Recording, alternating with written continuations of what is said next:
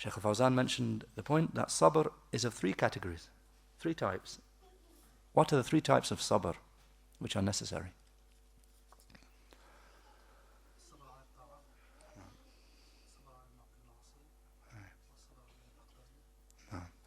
The first is sabr ala ta'a, patience upon obedience to Allah, patience upon the acts of obedience to Allah.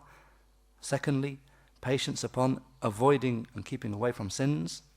And thirdly, sabr upon those painful things that Allah has decreed will occur to a person. So sabr upon the painful things that occur by Allah's pre-decree. Shaykh al-Fawzaan also made an important point with regard to this surah that Imam al-Shafi'i, rahimahullah, he said this surah is sufficient for the people. If they pondered and reflected upon it, it would be sufficient.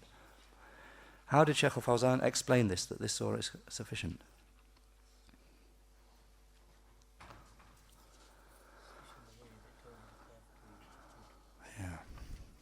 Yeah.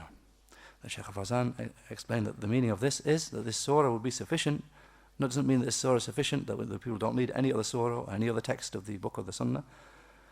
Rather, it means it's sufficient as an evidence upon the people. It's sufficient as an evidence against the people. That no one can come on the day of resurrection and find himself a wretched person and then say, but it was never explained to me that I would end up wretched. It was never explained to me how I could attain total happiness and bliss. It was never made clear to me.